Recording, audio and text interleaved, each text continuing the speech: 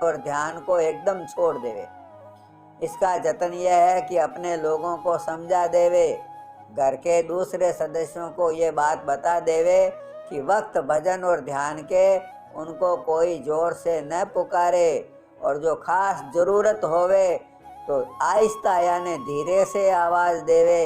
या नरमी से उसके पैरों को छू देवे, तो अभ्यासी धीमे से जाग पड़ेगा और मन की तरंग के साथ जहाँ तक मुमकिन होवे शामिल होकर भजन से जुदा न होवे, यानी गाफिल न हो जावे। इस किस्म के विघ्न इस किस्म के विघ्न कोई दिन यानी कभी कभी अभ्यासी को पेश आते हैं। फिर जिस कदर उसका अभ्यास पकता जाता है और बढ़ता जाएगा,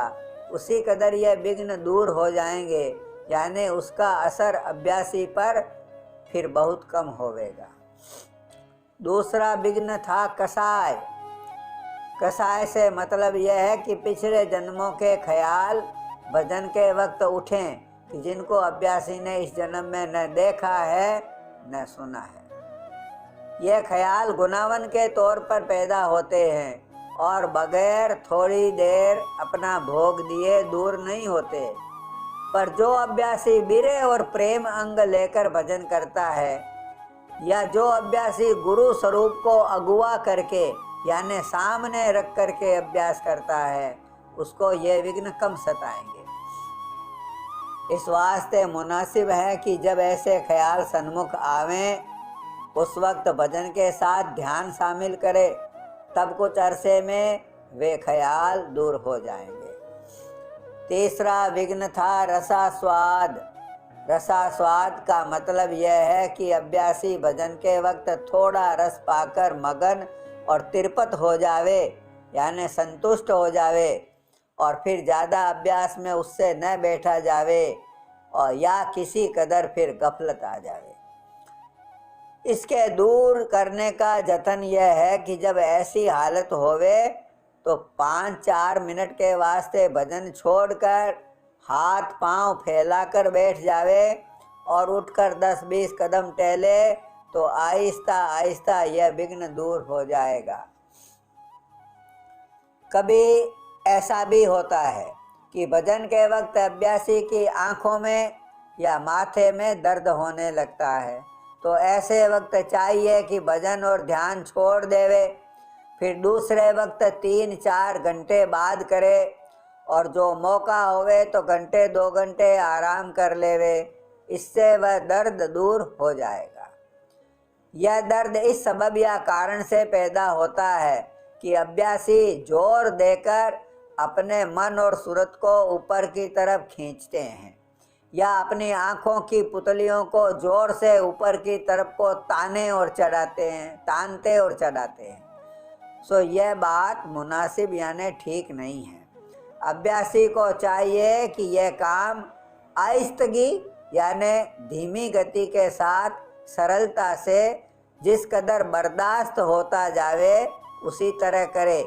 और ज़्यादा जोर न लगावे, सहजता से करे, क्योंकि ज़्यादा जोर लगाने में खून ऊपर की तरफ चढ़ता है और रगों में यानी नसों में खून मामूल से ज़्यादा भरकर दर्द पैदा करता है। जिस अभ्यासी को कि भजन और ध्यान में रस और आनंद उसकी चाह के मुआफिक मिलता है और दिन दिन बढ़ता जाता है, उसको चाहिए कि जब अभ्यास में बैठे तब पहले इरादा कर ले कि मैं इस वक्त 1 घंटे या 2 घंटे या 3 घंटे अभ्यास करूँगा और उसके बाद ही उठकर फला काम करूँगा। इस तरह उसके मन और सूरत मुकर्रर यानी तय किए हुए वक्त पर उतर आएंगे और उस वक्त अभ्यास पूरा हो जाएगा। जिस अभ्यासी की ऐसी हालत होती है कि कभी शब्द प्रकट होता है और कोई दिन पीछे गुप्त भी हो जाता है और फिर थोड़े दिन पीछे सुनाई देने लगता है, तो यह कसर उसके पिछले या हाल यानी अभी के कर्मों और ख्यालों की है। या यह कि अभ्यासी दस्तूर के मुआफिक रोजमर्रा अभ्यास नहीं करता है, यानी कभी कभी अभ्यास छोड़ भी देता है। इसके इलाज यानी उपाय यह है कि अभ्यासी पहले तो अपने व्यवहार,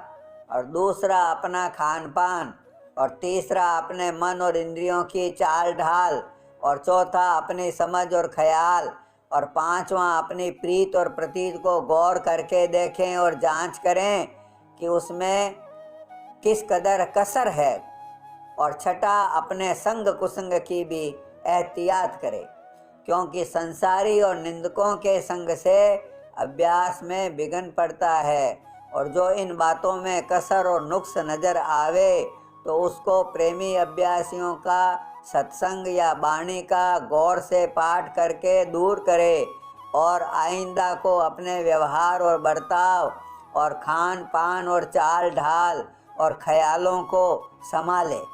और सद्गुरु दयाल के चरणों में प्रीत और प्रतीत को बढ़ावे, और संशय और भ्रम को जिस कदर जल्दी बने अपने मन से निकाल देवे, और कुछ वक्त अभ्यास का भी बढ़ावे। जो भजन में रस न आवे तो ध्यान ज़्यादा करे, और जो ध्यान में भी रस न आवे तो नाम का सुमरन धुन के साथ करे। तब आहिस्ता आहिस्ता यह विघ्न हट जाएगा, और फिर बराबर भजन में शब्द सुनाई देने लगेगा, और ध्यान में भी थोड़ा बहुत रस आवेगा। मालूम होवे कि हर एक अभ्यासी की हालत, चाहे मर्द होवे या औरत, मुआफिक उसके पिछले और हाल के कर्मों के, और मुआफिक उसके शौक यानी विरह और प्रेम के, और मुआफिक उसकी प्रीत और प्रतीत के दर्जे के, सबके हाल जुदा जुदा हैं, और उसी मुआफिक उसको अभ्यास में रस मिलता है, और मन भजन ध्यान और सुमिरन में लगता है। इस वास्ते हर एक को चाहिए कि अपने हालत की निरख परख करता रहे, और जिस बात में कसर देखे उसके दूर करने के लिए सचोटी के साथ जतन करता रहे, और दया और मेहर की प्राप्ति के वास्ते और कसूरों की माफ़ी के लिए जब तब प्रार्थना भी करता रहे, और आइंदा को जिस कदर बने एहतियात और होशियारी भी करता रहे, यानी एहतियात यानी सावधानी और होशियारी भी रखे, तो सद्गुरु दयाल की दया से वे कसरें आहिस्ता आहिस्ता दूर होती जाएगी, और कसूर यानी गलतियां भी कम बन पड़ेगी, और उसी कदर अभ्यास में ठहराव और रस बढ़ता जाएगा, और एक दिन सफाई होकर निर्मल आनंद प्राप्त होगा, और अपनी तरक्की दिन दिन आप मालूम होती जाएगी। जो किसी को ध्यान में स्वरूप का दर्शन न होवे या कभी कभी होवे, तो इससे अपने मन में निराश न होवे, या यह ख्याल न करे कि मेरे अभ्यास में भारी कसर है। उसको चाहिए कि स्थान पर सूरत और मन को जमा कर स्वरूप का ख्याल करता रहे, तो आहिस्ता आहिस्ता मन और सूरत उस स्थान पर ठहरने लगेंगे, और रस भी आवेगा। जो ठहराव नहीं होता या थोड़ा बहुत रस नहीं मिलता, तो जानना चाहिए कि शौक और प्रेम की कसर है, क्योंकि जो स्वरूप में प्यार होगा तो जरूर मन और सूरत की धार उसका ख्याल करते ही स्थान की तरफ चढ़ेगी, और ऊंचे चढ़ने में जरूर किसी कदर आनंद मिलेगा। इस वास्ते अभ्यासी को मुनासिब है कि प्रेम और शौक के साथ ध्यान करे, और जो प्रेम की कसर है तो सद्गुरु दयाल की महिमा और उनकी दया को दिल में याद करके थोड़ा बहुत प्रेम पैदा करे। इसी तरह करते करते ध्यान में रस मिलने लगेगा, और स्वरूप का दर्शन भी फिर कभी कभी अभ्यास के समय होता रहेगा, और नहीं तो कभी स्वप्न में जरूर दर्शन मिलेगा, और उस दर्शन को सच्चा और असली और दया और मेहर का निशान समझना चाहिए। ऐसे दर्शन के मिलने से अभ्यासी की प्रीत और प्रतीत बढ़नी चाहिए। अभ्यासी को चाहिए कि इसी तरह जैसा ऊपर लिखा है आहिस्ते आहिस्ते अपना ध्यान बढ़ाता जावे, यानी एक स्थान पर बरस 2 बरस या कम और ज़्यादा अभ्यास करके इसी तरह पर दूसरे स्थान पर ध्यान लगावे, फिर इसी तरह स्थान स्थान पर ध्यान का अभ्यास करता हुआ 10वें द्वार या सत्यलोक तक अपनी सूरत को पहुंचाकर ठहरावे। तो इस तरह इतने मुकाम तक जीते जी उसका रास्ता साफ हो जाएगा और सूरत सूक्ष्म अंग से वहां पहुंचकर ऊंचे देश का रस और आनंद पावेगी। प्रेमी अभ्यासी जो चाहे तो शुरू ही से एक स्थान पर थोड़ी थोड़ी देर अपने मन और सूरत को ठहरा कर सत्यलोक तक बराबर हर रोज ध्यान कर सकता है। और जब पोथी में से भेद और प्रेम के शब्दों का पाठ करे या सुने तो उस वक्त जैसे जैसे उन शब्दों में स्थानों का जिक्र आता जावे उसी मुआफिक स्थान स्थान पर अपने मन और सूरत से स्वरूप का ध्यान करे तो उसको पाठ का रस भी बहुत आवेगा और उसके ध्यान का अभ्यास भी हर एक स्थान पर जल्दी पकता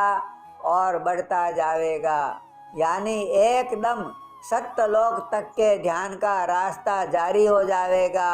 और जो ध्यान के साथ अभ्यास के समय नाम का सुमिरन भी करता जाएगा तो और कोई दूसरे ख्याल नहीं उठेंगे और अभ्यास में विघ्न नहीं डालेंगे। पर इस तरह का अभ्यास बगैर गहरे शौक और प्रेम के दुरुस्ती और आसानी से नहीं बन पड़ेगा। सूरत शब्द मार्ग के अभ्यासी को घबराहट के साथ जल्दी करना या निराश होकर अभ्यास छोड़ देना किसी सूरत में मुनासिब नहीं है। जो लड़का की मदरसे में पढ़ने को भेजा जाता है उसको पढ़ने का रस फौरन नहीं आता है, पर जो वह खौफ यानी डर और दबाव के साथ पढ़ना कुछ अरसे तक हर रोज जारी रखता है तो रफ्ते रफ्ते उसको पढ़ाई में मज़ा आता जाता है और फिर पढ़ाई का शौक़ इस कदर बढ़ जाता है कि जो कोई उसको पढ़ने से रोके तो वह अपने पढ़ाई के काम को नहीं छोड़ता है बल्कि दिन दिन फिर उसको बढ़ाता जाता है। इसी तरह परमार्थ में भी पहले खौफ यानी डर 84 और नरकों के दुख और जन्म मरण का और देह की तकलीफ़ों का और शौक़ अपने जीव के कल्याण और मालिक से मिलने का होना चाहिए। जो यह शौक़ और खौफ यानी डर सच्चा होगा, चाहे शुरू में थोड़ा ही होवे, तो ज़रूर परमार्थी कार्रवाई यानी अभ्यास हर रोज़ बनता जाएगा और उसमें थोड़ा बहुत रस भी आवेगा। और जिस कदर दुरुस्ती से अभ्यास बनेगा यानी दुनिया के ख्यालात छोड़कर मन और सूरत वक्त ध्यान के स्वरूप में और वक्त भजन के शब्द में लगेंगे, उसी कदर दिन दिन रस बढ़ता जाएगा और अभ्यास करने की आदत मजबूत होती जाएगी। जैसे बरस या 6 महीने के बालक को किसी खाने पीने की चीज़ का स्वाद खास तौर पर मालूम नहीं होता है, पर हर रोज़ या अक्सर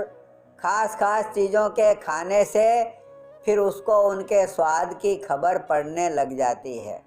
और फिर स्वभाव और आदत के मुआफिक उन्हीं चीज़ों का खाना उसको पसंद आता है। इसी तरह शुरू अभ्यास में सब जीव बालकों के मुआफिक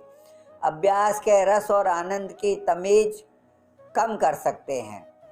यहाँ उसका सबब यह है कि पुरानी आदत के मुआफिक दुनिया के ख्यालात उनको घेरे रहते हैं, पर जब कोई दिन इसी तरह अभ्यास जारी रखेंगे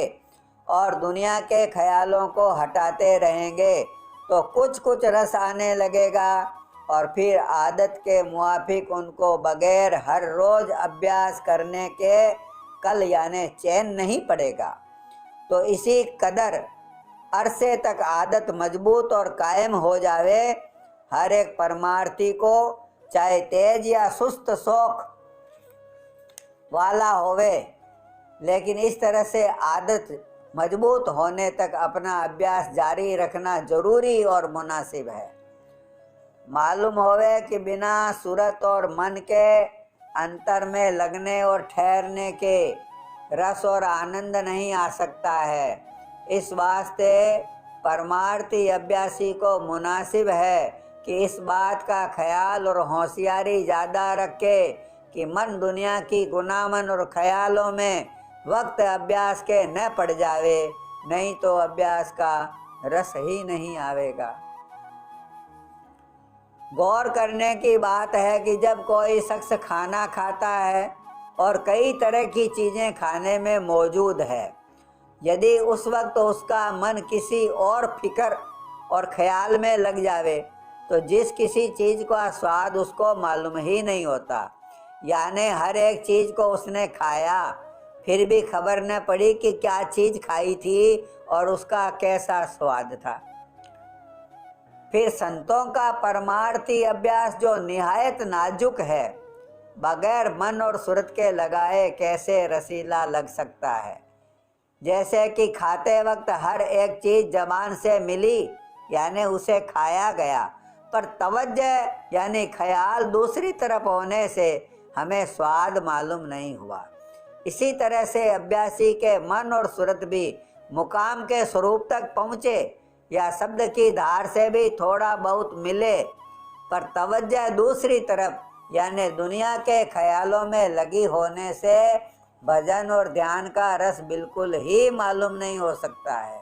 इस वास्ते यह बात बहुत ज़रूर है